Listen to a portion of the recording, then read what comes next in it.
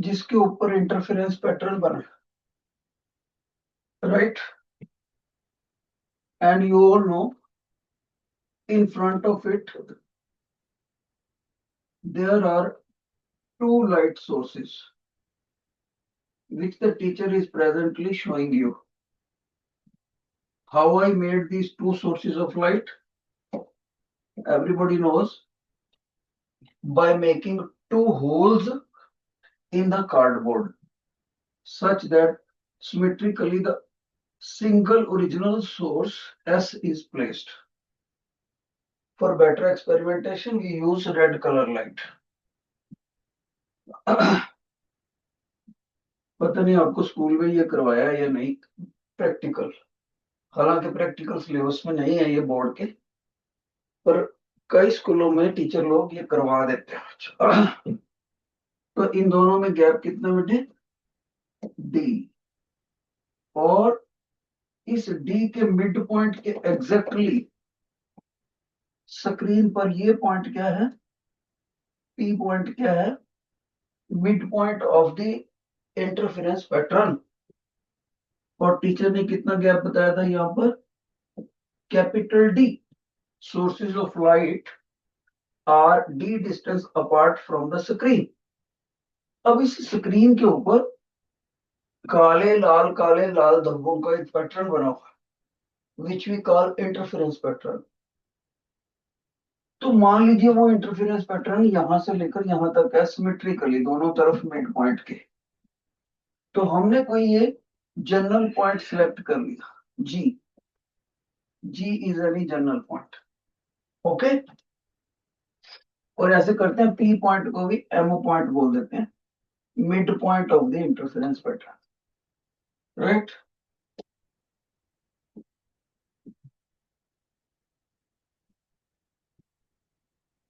Okay, P G is any general point of the interference pattern. अब अगर मैं बच्चे से पूछूं कि बेटे जो S1 से लाइट गई जी तक वो कैसे जाएगी? बच्चा बोलेगा सर देखो उसको इतना गैप ट्रेवल करना पड़ेगा। आई सेड यस।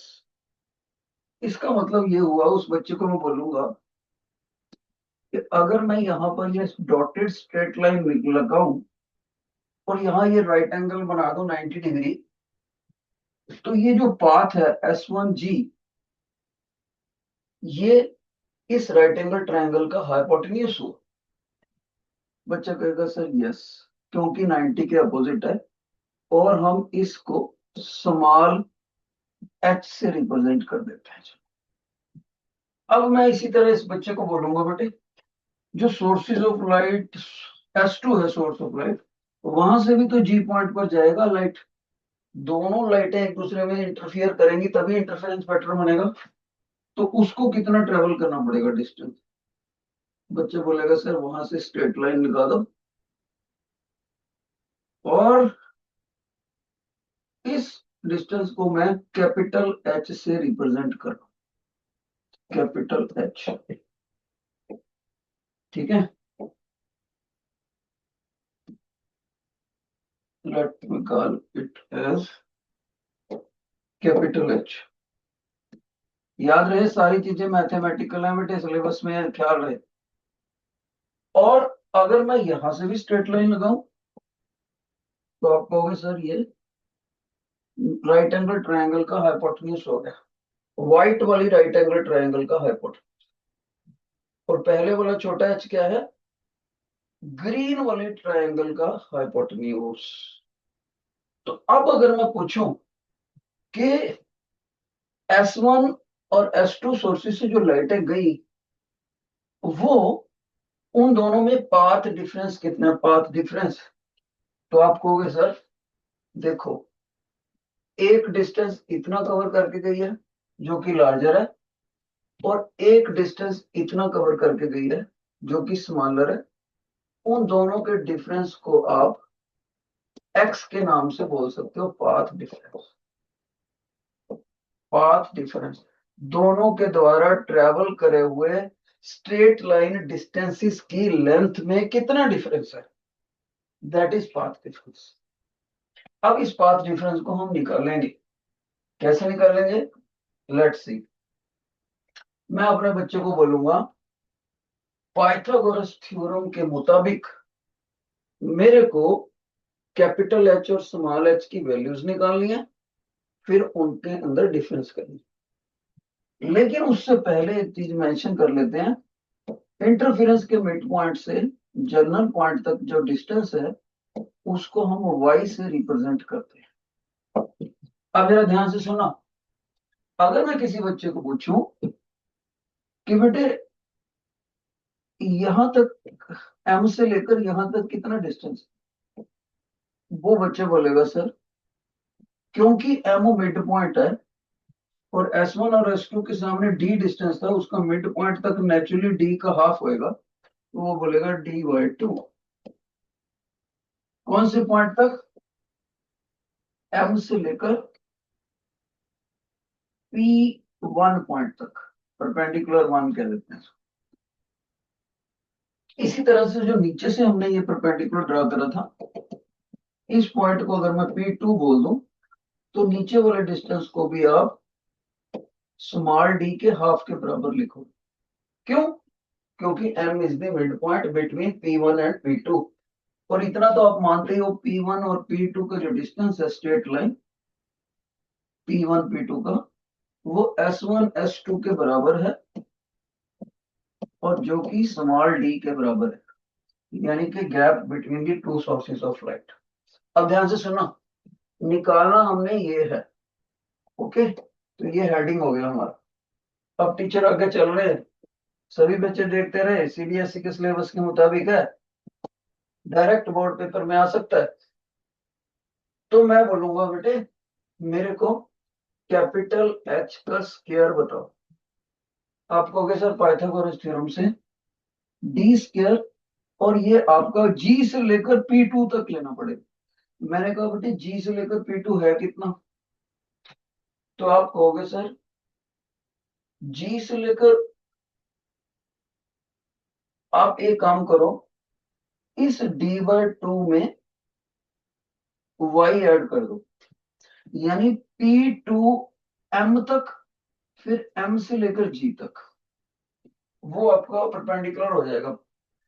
मैंने कहा अच्छा बेटे, y प्लस d/2 का होल स्क्वायर, ये तो हो गया परपेंडिकुलर का स्क्वायर, और बेस का भी तो लेना है, यानी d स्क्वायर। ये किसकी वैल्यू होगी पाइथागोरस थ्योरम के मुताबिक, बड़े वाले हाइपोटेन्यूज की, जिसको टीचर ने व्हाइट कलर से दिखा रखा, पाइथागोरस थ्योरम।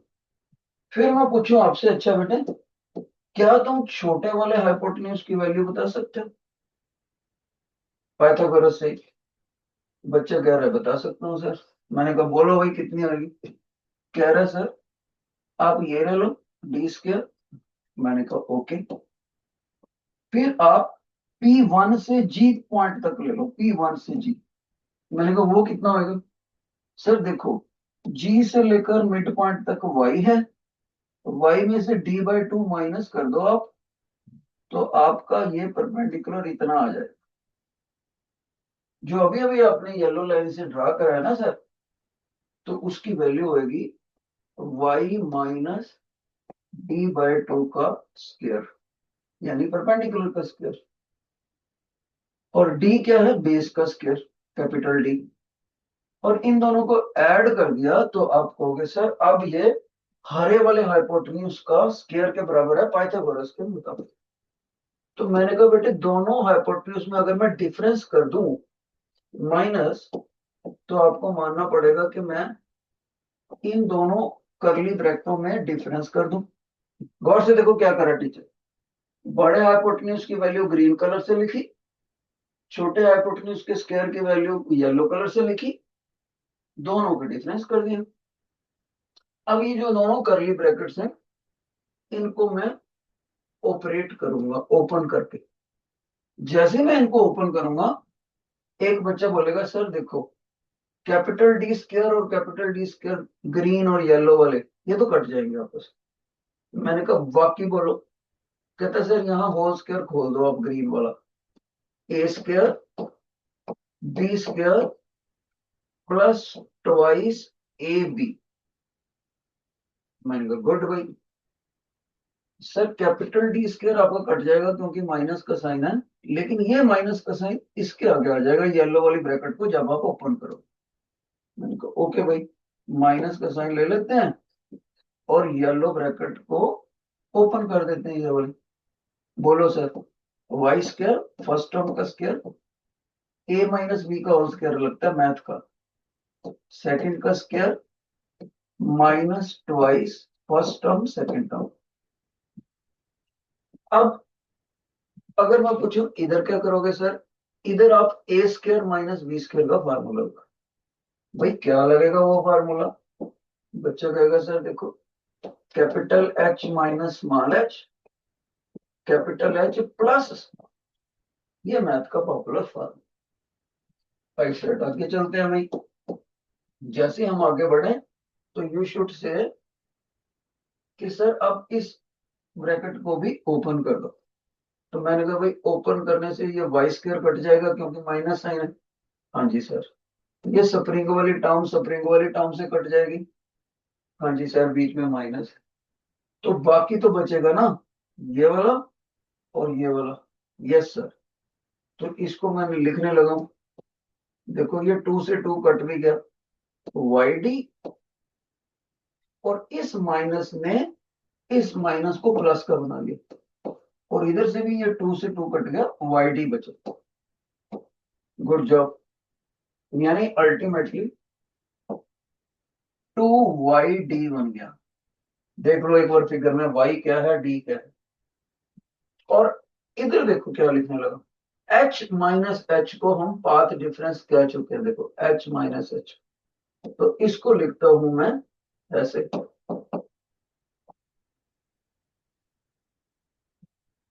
अब अगला स्टेप वेरी इंपॉर्टेंट बेटे, शाबाश, सभी बच्चे ध्यान से देखें, वेरी इंपॉर्टेंट अगला स्टेप। बेटे ये जो एच और एच है ना, ये ऑलमोस्ट डी के बराबर ही होते हैं। अब क्यों? क्योंकि जब मैंने ये एक्सपेरिमेंट शुरू करा तो आपको बताया था ये डी है लाइक 100 मीटर, 100 मीटर, और ये मैंने बोला था लगभग 10 सेंटीमीटर। और जो इंटरफेरेंस पैटर्न बनेगा सामने जाके 100 मीटर दूरी पर, वो लगभग 30 सेंटीमीटर बनता है, 30 से 30 सेंटीमीटर।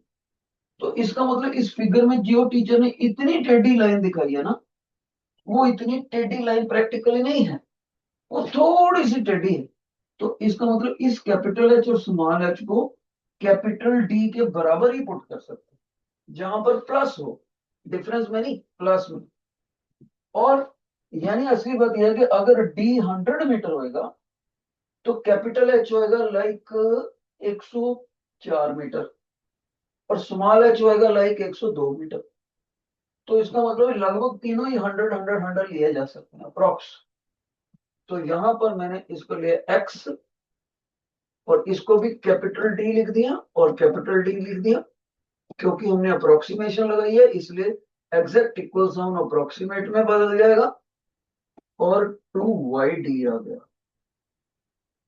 और यहां से देखो आपका, यहां से टू भी कैंसिल हो जाएगा। तो इसका मतलब अगर बच्चा मेरे से यहां से पूछे सर आपका पाथ डिफरेंस कितना है, तो मैं कहूंगा बेटे Y D upon capital D, Y small D upon capital D, path difference आया फार्मूला। जिन बच्चों को यहां तक समझ आ गया please release the thumbs up. ये बना हमारा पाथ डिफरेंस का जनरल फॉर्म। थंब साइन जरूरी है बेटे, नहीं तो मेरे को पता नहीं लगता। ओके, शक्लें आपकी दिखती नहीं है, आवाज आपकी आती नहीं है।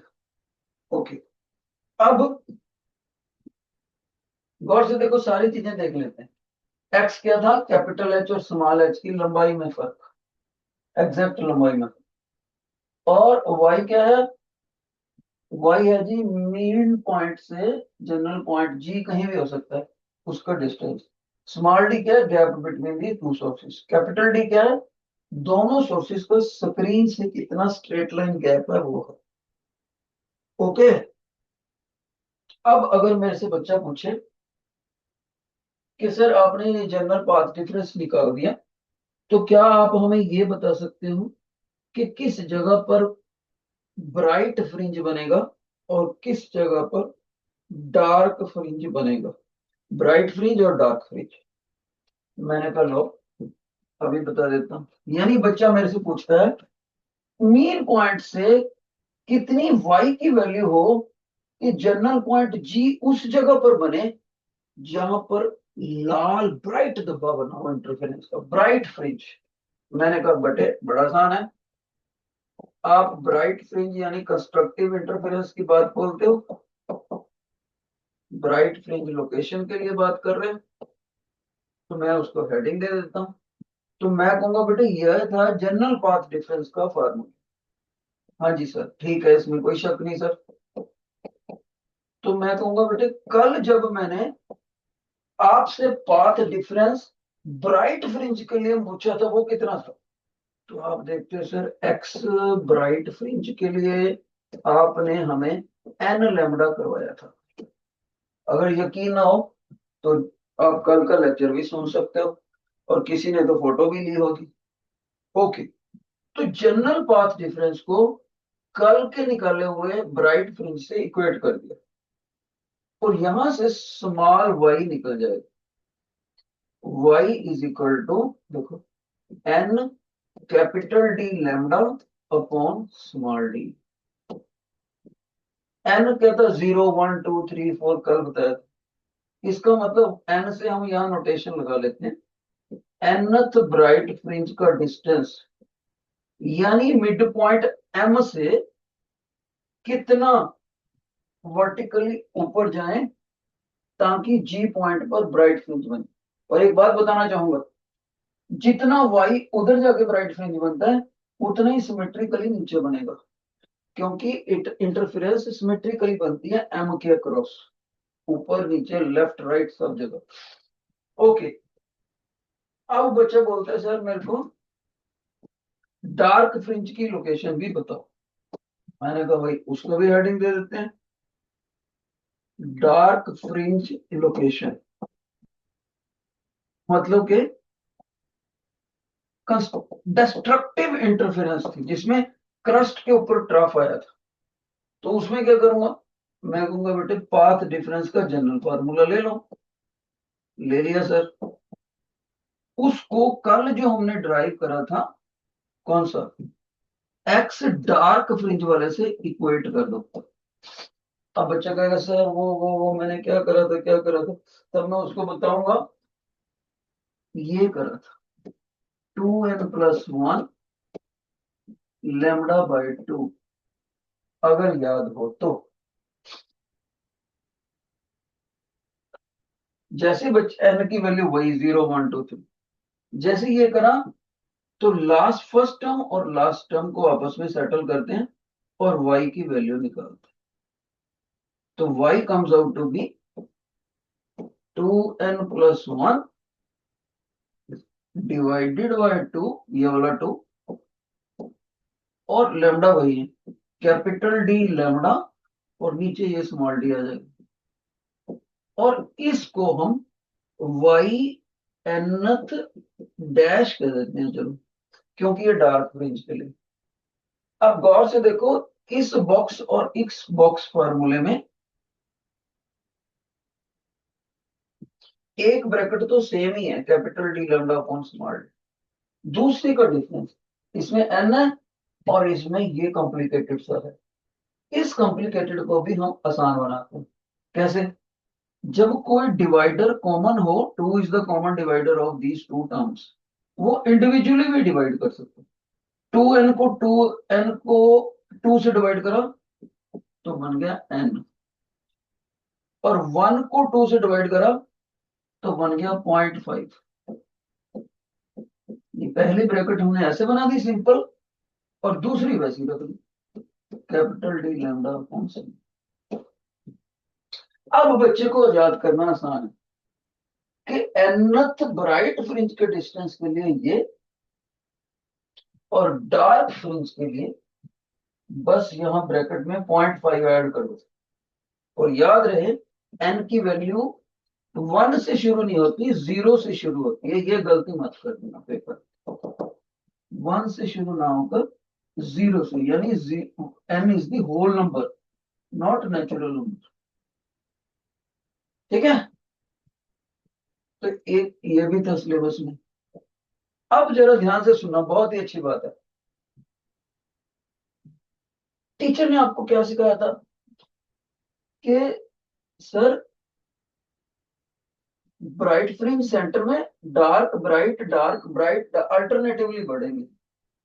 ठीक है, तो जब ये अल्टरनेटिवली बढ़ते हैं, बच्चा कहता है सर एक फ्रिंज का डायामीटर कितना है, देसी लैंग्वेज में। साइंस की लैंग्वेज में फ्रिंज विड्थ कितनी है, उसको हमने बीटा का सिंबल दिया था। तो मैंने कहा, ध्यान से सुनना बेटे, मैंने कहा इस मेन पॉइंट से, एमओ पॉइंट से, अगर ये वाला मान लीजिए वाई फिफ्थ हो ब्राइट फ्रिंज के लिए, और ये वाला वाई सिक्स्थ हो ब्राइट फ्रिंज के लिए, वाई फिफ्थ वाई सिक्स्थ, और दोनों के बीच में क्या है, आप आसानी से कहोगे सर बीच में एक डार्क फ्रिंज आएगा। तो इसका मतलब वाई सिक्स्थ की वैल्यू में से वाई फिफ्थ की वैल्यू माइनस कर दूं तो डार्क फ्रिंज की विड्थ आ जाएगी। लेकिन वाई फाइव और वाई सिक्स दोनों ब्राइट के लिए होने चाहिए। पांचवें ब्राइट का डिस्टेंस छठे ब्राइट का डिस्टेंस मिड पॉइंट से, और उन दोनों का डिफरेंस कर दो, बीच में नेचुरली डार्क फ्रिंज आएगा। क्योंकि इंटरफेरेंस पैटर्न बनता ही ऐसे, सेंटर में ब्राइट फ्रिंज, फिर डार्क, फिर ब्राइट, फिर डार्क, ऐसे ऐसे आते हैं गोले सब का। तो बच्चे को मैं जब सिखाऊंगा कि 6 में से 5 माइनस की बजाय हम ऐसे भी तो कर सकते हैं, एन में से n minus oneth dark fringe bright fringe minus कर दो, एनथ ब्राइट फ्रिंज के डिस्टेंस में से n minus oneth bright fringe कर दो, डिस्टेंस माइनस कर दो, तो ये fringe width of dark fringe आ जाएगी, डार्क फ्रिंज। बच्चा कहता है करो सर फिर। तो जब मैं ये करने लगा, योर अटेंशन, तो मैंने कहा बेटे एनथ का तो फार्मूला डायरेक्ट ही पड़ा है, N capital D lambda minus small D, ये तो पढ़ा ही है। दूसरा बच्चा कहते हैं सर ये कैसे लिखोगे आप एन माइनस वन वाला। आई सेड इसी फार्मूले में एन को एन माइनस वन कर दो और कुछ नहीं चेंज करना। तो उसने कर दिया N minus one capital D lambda upon small D. अब जब इन दोनों ब्रैकेटों को आप ओपन करोगे, अच्छे से मैथ को आप देख सकते हो, बहुत सारी चीजें कट जाएंगी। You will be left with capital D lambda upon small D. Simple math है बच्चे। यहां से पता लगा डार्क फ्रिंज की फ्रिंज विड्थ इतनी आ गई। ठीक है, अब एक बच्चे का ब्रेन काम कर गया, वो कहता सर आपने एनथ ब्राइट से, उससे एक कम वाले ब्राइट का डिस्टेंस माइनस करके डार्क फ्रिंज का विड्थ निकाल ली। तो ऐसे इधर भी तो कर सकते हैं। I said you mean to say fringe width of bright fringe. हाँ जी सर, तो उसको भी हम ऐसे भी तो कर सकते हैं, वाई एनथ ले लो डैश वाला, और उसमें वाई एन माइनस वनथ को सब्ट्रैक्ट कर दो डैश वाला। आई सेड बिल्कुल सही टेक्निक है। तो जब आप इस वैल्यू को यहां रखोगे, ये वाली ब्रैकेट बेटे, फिर अगली वाली भी रखोगे एन माइनस वन वाली, फिर आपस में डिफरेंस करोगे, मेरे पास स्पेस की कंस्ट्रेंट है, दोनों वैल्यूज जैसे मैंने इधर माइनस करी वैसे वो उनको माइनस करोगे, यू विल बी सरप्राइज्ड कि इसका फार्मूला भी capital D lambda upon small D है। तो यहां से बच्चा कहेगा ओके सर, इसीलिए आप अब शुरू शुरू में कह रहे थे डार्क फ्रिंज का फ्रिंज विड्थ और ब्राइट फ्रिंज का फ्रिंज विड्थ दोनों बराबर होते हैं। I said yes, you can use this formula. कौन सा sir? Fringe width of beta is equal to fringe width of dark fringe width of bright fringe, and both are equal to capital D lambda upon small d. ये एक बहुत ही important formula है। क्यों? इस फार्मूले से एक चीज और मिल जाएगी हमें, ध्यान से सुन। इसका मतलब बच्चा मेरे को कहता है सर फिर तो मैंने इस एन वाई के फार्मूले को और भी आसान कर सकता हूँ। मैंने कहा कैसे? कहता सर इसको आप, let me change the colour, इसको आप एन ही रहने दो और जो ब्रैकेट है उसको अब बीटा लिख दो। आई सेड वेरी गुड, बहुत ही आसान बन गया, याद करो। y is equal to N beta, where beta is equal to capital D lambda upon small D. Sir इधर भी आसान बना सकते हैं। I said yes. कैसे बनाएंगे y डैश को आसान, कैसे बनाएंगे फार्मूला? जगह कम है, यहाँ लिख के दिखाता हूँ। y nth dash n minus ये n plus, sorry n plus 0.5 first bracket, और दूसरी ब्रैकेट में देखो capital D lambda upon small D, ये पड़ा बेटा, उसको बेटा लिख दो। तो ये भी आसान फार्मूला बना। एक स्टार, दूसरा स्टार, तीसरा स्टार, फोर्थ स्टार और फिफ्थ स्टार। ये मैंने 5 रिजल्ट आपको निकाल के दिखाए, neat and clean, multi colour. और बच्चे साथ में ये भी समझाया कि ये इंपॉर्टेंट है और सिलेबस में। जिन बच्चों को ये अच्छे से समझ आ गया वो आपको पता ही है क्या करना, रिलीज द थम्स साइन। शाबाश, रिलीज द थंब साइन। पूरा पूरा सीबीएसई के सिलेबस में है ये।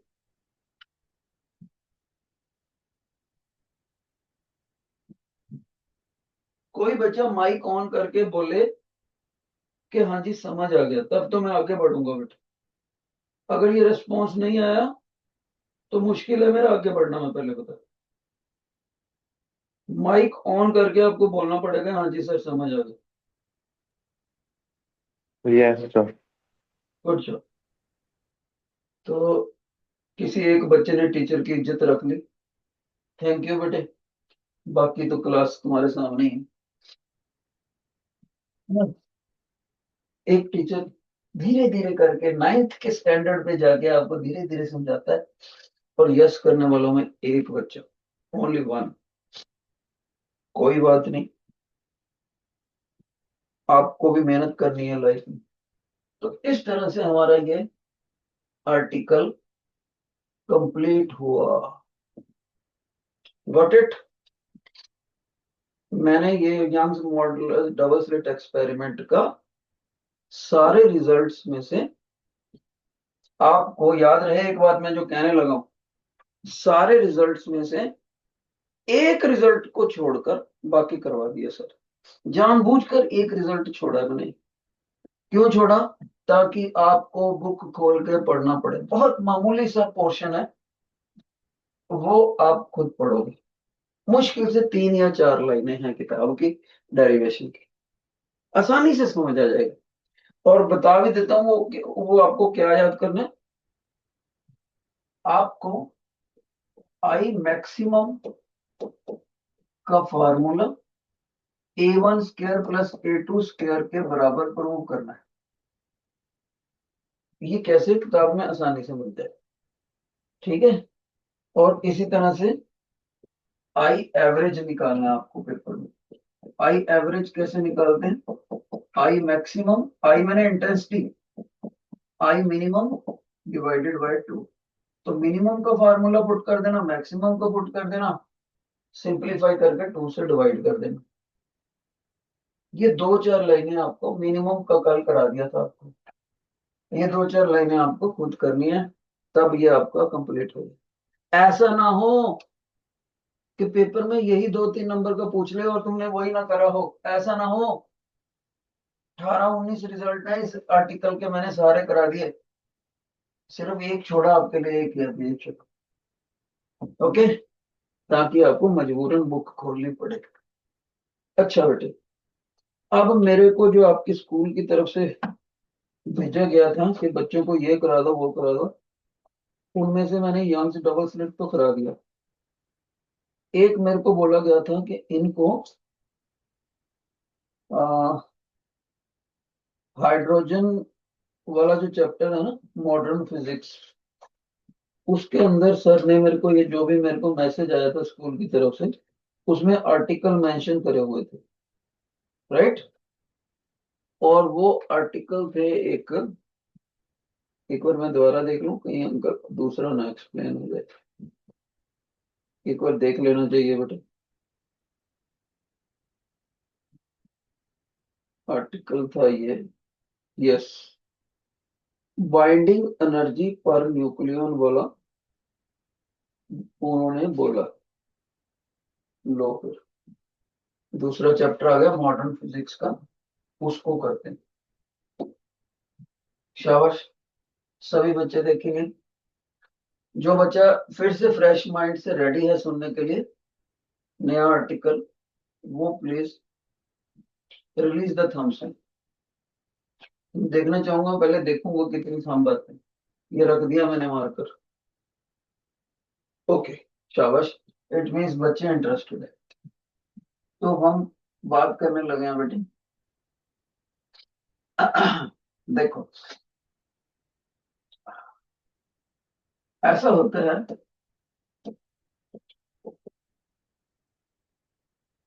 अगर आपसे पूछा जाए कि एटम किसका बना हुआ है, तो आप क्या बोलते हो नेचुरली? सर एटम में ना दो पार्ट है, एक न्यूक्लियस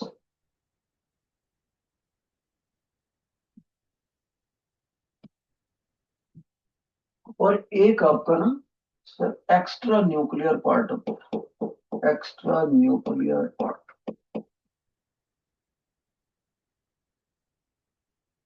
तो मैंने कहा बेटे इनकी आपस में रेशो क्या होती साइज के हिसाब से? सर पहली बात तो ये तीनों सफेरिकल हैं। दूसरी बात, न्यूक्लियस बहुत छोटा होता है, उसकी साइडों पर मैक्सिमम एक्स्ट्रा न्यूक्लियर पार्ट होता है। और अगर मैं रेशो के एंगल से समझाना चाहूं तो आप ये समझ लो, फुटबॉल के ग्राउंड के एग्जैक्ट सेंटर में एक छोटा सा मटर का दाना रख दो, हर एक हरा मटर जो हम घरों में सब्जियों के लिए यूज करते, वो मटर का जो डायामीटर होएगा वो होएगा न्यूक्लियस का डायामीटर। और जो फुटबॉल के ग्राउंड का डायगोनल होगा, डायगोनल, वो डायामीटर होएगा पूरे एटम का। और मटर के बाहर बाहर जितना पोर्शन है और एटम के अंदर, वो एक्स्ट्रा न्यूक्लियर पार्ट। दूसरे शब्दों में आप ये समझ सकते हो कि एक बड़े साइज की, फुल साइज की फुटबॉल लेके, फुल फुटबॉल हो गया एटम, उसके बिल्कुल सेंटर में एक सबसे छोटा सा मोती रख दिया, सबसे छोटा सा मोती। तो जो मोती होएगा वो करता है न्यूक्लियस का काम। और मोती के बाहर लेकिन फुटबॉल के अंदर वो बनेगा एक्स्ट्रा न्यूक्लियर। इतना फर्क होता है। अब इस न्यूक्लियस में दो चीजें होती हैं, प्रोटॉन एंड न्यूट्रॉन। और एक्स्ट्रा न्यूक्लियर पार्ट में अलग अलग ऑर्बिट में इलेक्ट्रॉन घूमते रहते हैं बेटे।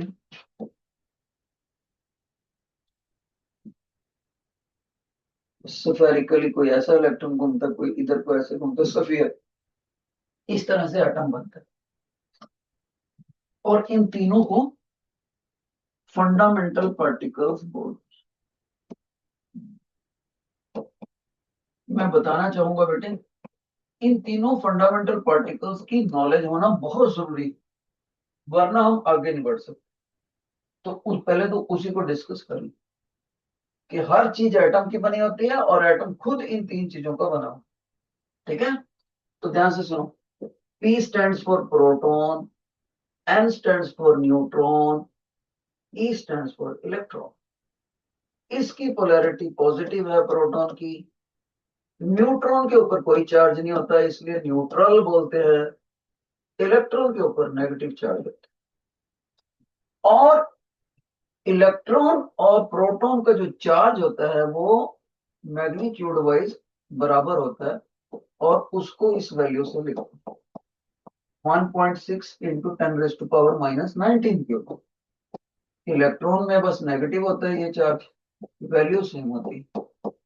और क्योंकि न्यूट्रॉन तो न्यूट्रल है, इसलिए आप कहोगे न्यूट्रॉन के ऊपर चार्ज जो होता है, charge is nil, zero charge.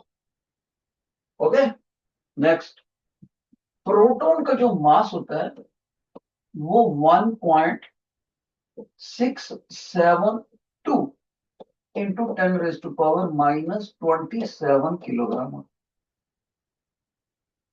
Neutron इससे थोड़ा सा भारी होता है, 1.675 इंटू 10⁻⁻27 किलोग्राम।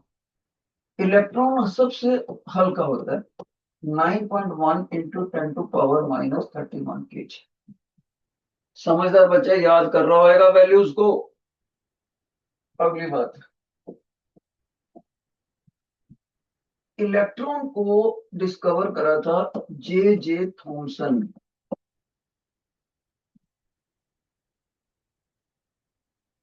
न्यूट्रॉन को डिस्कवर करा था चैडविक ने। अब देखिए तुम लोगों की नॉलेज, कोई ऐसा बच्चा है क्लास में जो प्रोटॉन के डिस्कवरर का नाम बता सके? प्रोटॉन के डिस्कवरर का नाम?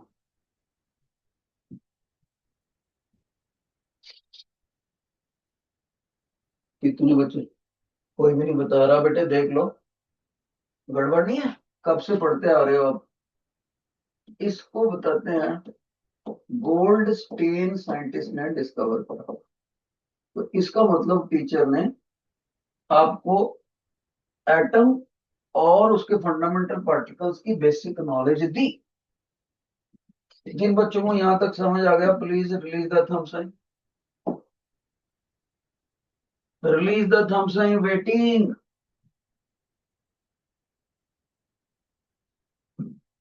ओके, अब आगे बढ़ते हैं बेटे। Your attention.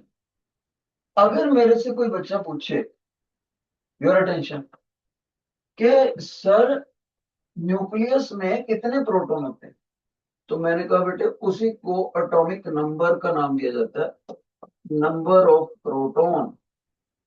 वैसे नॉलेज के लिए बता दूं कि जितने प्रोटॉन न्यूक्लियस के अंदर होते हैं उतने ही इलेक्ट्रॉन्स की गिनती होती है एक्स्ट्रा न्यूक्लियर पार्ट। याद रहे, अगर ये देखो आप, ये आपको दिख रहा है सेंटर में न्यूक्लियस और साइडों पे आप कह सकते हो एक्स्ट्रा न्यूक्लियर पार्ट। ठीक है, आप इसको एटम के रूप में माइंड में रखो। ओके, वो जो सेंटर वाला न्यूक्लियस है उसमें एक चीज और भी होती है, वो होती है बेटे न्यूट्रॉन्स, नंबर ऑफ न्यूट्रॉन्स। ये दोनों तो आपस में बराबर होते हैं। क्यों बराबर होते हैं? क्योंकि कुदरत ने ओवरऑल एटम को न्यूट्रल बनाया, न्यूट्रल।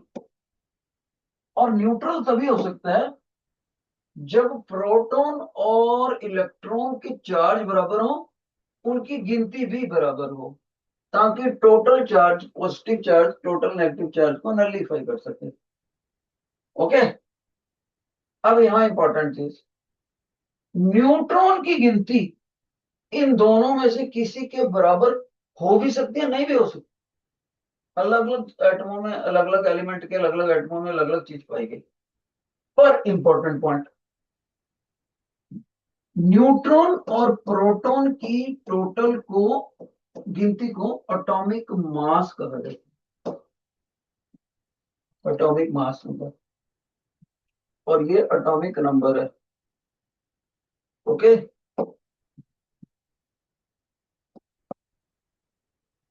यानी कोई बच्चा बोलता है सर अगर मैं ए में से जेड माइनस कर दूं, मैंने कहा वेट वेट वेट, ए में से जेड माइनस कर दूं तो क्या मैं नंबर ऑफ न्यूट्रॉन निकाल लूंगा? मैंने कहा बिल्कुल निकाल। तो ये चार बेसिक चीजें बताई टीचर, जो आपको 8th क्लास में पता होनी चाहिए। अब तक नहीं पता तो फिर गड़बड़ है। अब ध्यान से सुना, मोस्ट इंपॉर्टेंट थिंग, अगर मैं किसी बच्चे से पूछूं कि बेटे न्यूक्लियस का मास कितना होना चाहिए, न्यूक्लियस का, आपको sir wait wait wait, nucleus का पूछ रहे हो? उसके अंदर प्रोटॉन और न्यूट्रॉन ही होते हैं, इसलिए मेरे को उसका मास कैलकुलेट करने के लिए न्यूक्लियस का इलेक्ट्रॉन के मास को कंसिडर करने की जरूरत नहीं। मैंने कहा बहुत अच्छे, बताओ तो कितना होगा। तो बच्चा कहता है सर आप ना एक काम करो, ये जो मास ऑफ प्रोटॉन बोला ना इसको आप एम सब्सक्रिप्ट पी बोलो। मैंने कहा ओके। ये जो मास ऑफ न्यूट्रॉन है इसको एम सब्सक्रिप्ट एन बोलो। ऐसे डन। कहता एक प्रोटॉन के मास को नंबर ऑफ प्रोटॉन से मल्टीप्लाई करो। I said okay.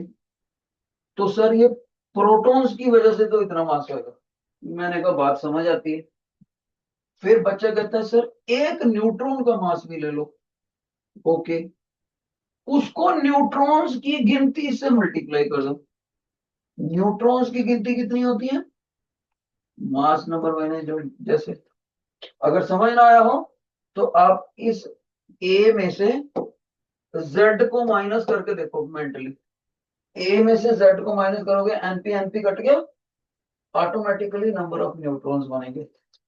तो आप कहोगे सर मास ऑफ न्यूट्रॉन ले लिया, उसको आप नंबर ऑफ न्यूट्रॉन से मल्टीप्लाई कर दो। मैंने कहा ओके भाई। ये सारा सारे न्यूट्रॉन्स की वजह से टोटल मास हो गया, और ये सारा सारे प्रोटॉन्स की वजह से टोटल मास हो गया, और ये दोनों न्यूक्लियस में होते हैं सर। मैंने कहा ठीक है। अब सर इन दोनों को आप ऐड कर दो। मैंने कहा ये लो ऐड कर दो। तो क्या होना चाहिए यहां पर? बच्चा कहता है सर आपका मास ऑफ न्यूक्लियस आएगा। मैंने कहा ओके ओके वेट, तुम्हारे मुताबिक ये मास ऑफ न्यूक्लियस है? बच्चा कहता हाँ जी सर, क्योंकि न्यूक्लियस में जितने भी कंस्टिट्यूएंट सेंट हैं उनके सभी के टोटल मैंने मास को ऐड कर दिया। मैंने कहा वेट, अब हमारे पास साइंटिफिक तरीके हैं, उनसे पता करके देखते हैं कि मास ऑफ न्यूक्लियस आता कितना है, बाद में तुम्हारी बात करेंगे। तो उस बच्चे ने साइंटिफिक तरीके से मास ऑफ न्यूक्लियस कलेक्टिवली तोला। अब मैंने उससे पूछा बेटे क्या ये दोनों चीजें बराबर नहीं होनी चाहिए? हाँ जी सर। मैंने इंडिविजुअल कंपोनेंट्स का मास लेके ऐड कर दिया, आप टोटल गुच्छे को माप रहे हो, न्यूक्लियस को, तो बराबर ही आना चाहिए। जब इनको प्रैक्टिकली आमने सामने रख के देखा गया, you will be surprised to know कि ये इक्वल नहीं थे। इन दोनों में कुछ डिफरेंस पाया गया। वो माइनस करके इन दोनों को देखा गया, इसका आंसर जीरो नहीं आया। उस डिफरेंस को डेल्टा एम से डेजिग्नेट करते हैं। क्या कोई क्लास में ऐसा बच्चा है तो इस डेल्टा एम का टेक्निकल नाम बता सके? इसको क्या बोलते हैं? मास डिफेक्ट्स। बहुत बढ़िया बच्चे, क्या नाम है आपका? जिसने बताया मेरा दिल खुश हो गया। क्या नाम है? सुमन। सुमन प्रीत एक बच्चा है भाई, कितना अच्छा बोला है इसने, बोला मास डिफेक्ट बोलते हैं। बहुत ही अच्छे बेटे, शाबाश। इसको बोलते हैं मास डिफेक्ट। कभी भी आपने ये नहीं देखना कि कम बच्चे क्लास लगा रहे हैं। याद रखना जितने नहीं लगा रहे सारे के सारे मूर्ख हैं।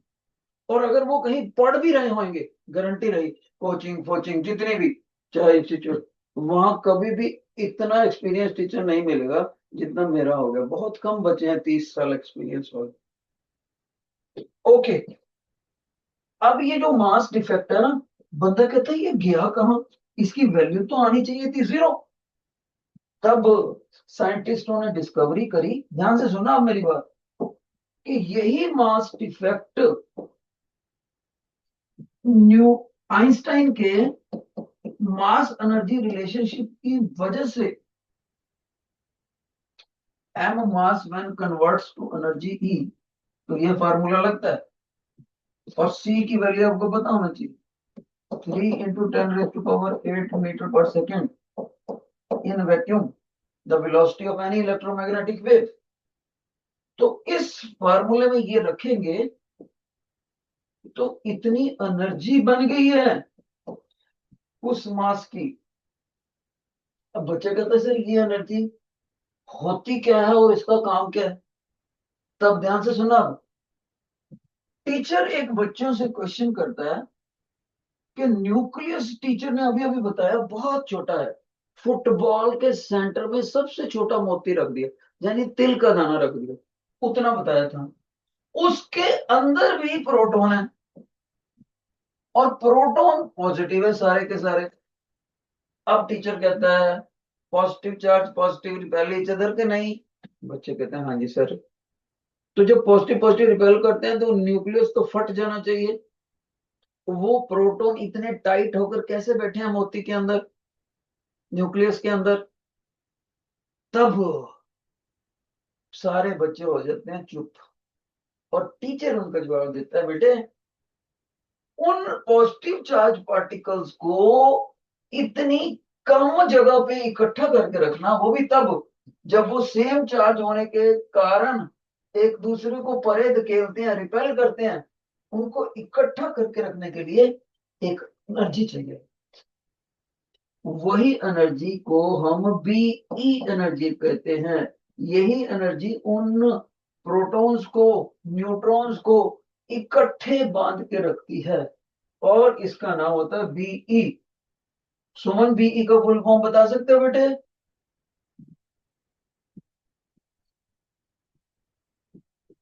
नहीं बता पाया। बांधने की इंग्लिश होती है बाइंड। इसी एनर्जी को बाइंडिंग एनर्जी बोलते हैं। ओके। तो ये जो मासिस का डिफरेंस आया, जो हमें लगता था लॉजिकली इन दोनों येलो ब्रैकेट्स का आंसर जीरो आना चाहिए, वो आया नहीं zero. Delta M could not become zero, बल्कि उसकी कुछ ना कुछ वैल्यू निकली पॉजिटिव। उसको इस फॉर्मूले निकला, डाला, जो एनर्जी आई, इसी एनर्जी ने इन दोनों कंस्टिट्यूएंट्स को न्यूक्लियस में बांध के रखा। और इनका कलेक्टिव नाम क्या होता है, प्रोटॉन और न्यूट्रॉन का कलेक्टिव नाम न्यूक्लियॉन्स। क्या नाम बोला बेटे? न्यूक्लियॉन्स। यानी न्यूक्लियॉन्स को न्यूक्लियस में बांध के रखने के लिए बाइंडिंग एनर्जी। Got it? अब ध्यान से सुनना, ये बाइंडिंग एनर्जी अलग अलग एलिमेंट के न्यूक्लियस की अलग अलग होती है। मतलब आयरन के न्यूक्लियस की बाइंडिंग एनर्जी अलग है, एल्यूमिनियम के एटम के न्यूक्लियस की बाइंडिंग एनर्जी अलग है, कॉपर की अलग है, वगैरह। तो टीचर ये कहना चाहता है एलिमेंट अलग अलग ले लिए, कोई कॉपर ले लिया, कोई एल्यूमिनियम ले लिया, कोई आयरन ले लिया, ठीक है। उनके फिर एटम भी नेचुरली अलग अलग होंगे। Okay sir. उनके एटम्स जो हैं अलग अलग ले लिए, उनके फिर न्यूक्लियस भी अलग अलग होंगे। हाँ जी। उनके न्यूक्लियस की जो बाइंडिंग एनर्जी है वो भी अलग अलग होगी। जिनकी बाइंडिंग एनर्जी सबसे ज्यादा होती है उनके न्यूक्लियस को तोड़ना सबसे मुश्किल होता है। उस एलिमेंट और न्यूक्लियस को तोड़ के ही न्यूक्लियर फिशन बनता है, न्यूक्लियर फिशन से न्यूक्लियर बम बनता है। जिनकी बाइंडिंग एनर्जी ज्यादा होती है उनके न्यूक्लियस को ब्रेकअप करना बहुत मुश्किल होता है। ओ, इसीलिए पीरियोडिक टेबल में जितने एलिमेंट होते हैं उनकी स्टेबिलिटी अलग अलग होती है, क्योंकि किसी भी एटम की कोर चीज क्या है, सेंट्रल न्यूक्लियस। जितना न्यूक्लियस ज्यादा स्टेबल होगा उतनी ही वो बॉडी स्टेबल है, उतना ही एटम स्टेबल है। तो अलग अलग एलिमेंट अलग अलग लेवल के स्टेबल होते हैं। और लास्ट बात बताऊंगा बेटे, ये जो बाइंडिंग एनर्जी, ध्यान से सुना, बाइंडिंग एनर्जी को अगर हम डिवाइड कर दें कैपिटल ए से। अब वापिस आओ, कैपिटल ए क्या था सर? प्रोटॉन और न्यूट्रॉन की गिनती। तो लेकिन इन दोनों को टीचर ने क्या नाम दिया? न्यूक्लियॉन्स। यानी बच्चा कहेगा सर न्यूक्लियॉन्स की टोटल गिनती है, न्यूक्लियॉन्स की टोटल। तो बाइंडिंग एनर्जी पर न्यूक्लियन निकाल देना हम। कैसे? Binding energy divided by number of nucleon. जितनी किसी चीज की ये ज्यादा होएगी, हम कहेंगे पर न्यूक्लियन उस न्यूक्लियस की बाइंडिंग एनर्जी ज्यादा है। यानी एक न्यूक्लियन के हिस्से में ज्यादा बाइंडिंग एनर्जी आएगी। बाइंडिंग एनर्जी का मतलब खुद को दूसरे के साथ जोड़े रखने की शक्ति, ऊर्जा, दूसरे न्यूक्लियंस के साथ। और आपको बताना चाहूंगा, ये बाइंडिंग एनर्जी पर न्यूक्लियन जो मैक्सिमम होती है, मैक्सिमम, वो होती है बेटे आयरन की। इसलिए याद रखना, पूरे पीरियोडिक टेबल में जितने भी 122 23 जितने भी एलिमेंट्स हैं, उनमें से सबसे ज्यादा स्टेबल मेटल है लोहा। इसीलिए हम इसको इंफ्रास्ट्रक्चर में यूज करते हैं, ब्रिज बनाने के लिए, लेंटर बनाने के लिए, फैक्ट्रियां बनाने के लिए, शेड बनाने के लिए। फिर भी ये भी ऐसा नहीं है कि मॉइस्चर और एनवायरनमेंट इसको खराब ना कर पाए, वो भी कर देते हैं इसको भी खराब। पर मेट्रो मेट्रो में अगर मुकाबला हो जाए, तो iron is the best stable, because it's binding energy per nucleon is maximum, बाकी सबकी कम। इसी तरह से फिर आपके पास पेपर के अंदर एक ग्राफ बना हुआ है बुक के अंदर, ध्यान से सुनना इधर। उस ग्राफ में इधर कैपिटल ए है, इधर बाइंडिंग एनर्जी पर न्यूक्लियन है। बेटे वो ग्राफ कुछ ऐसे ऐसे आपको दिखेगा। सबसे ऊपर जो चोंच जाएगी ना, वो होती है आयरन की। इसको बोलते हैं बाइंडिंग एनर्जी पर न्यूक्लियन का ग्राफ, जिसके बारे में मेरे को मैसेज आया था कि वो ग्राफ कैसे बना, उसका बेस समझा हुआ। ओके, वैसे मैं बता दूं इसका आंसर 8.8 मेगा इलेक्ट्रॉन वोल्ट आती है इसकी वैल्यू पर न्यूक्लियन, आयरन के लिए। किसी और के लिए इतनी नहीं आती। इस तरह से आज का हमें ये लेक्चर कवर कर। जो अगर समझ आ गया तो थंब साइन छोड़ो बेटे, शाबाश। चलो, गुड। कल भी करेंगे बेटे, कल भी नया आर्टिकल करेंगे, आ जाना सारे बच्चे।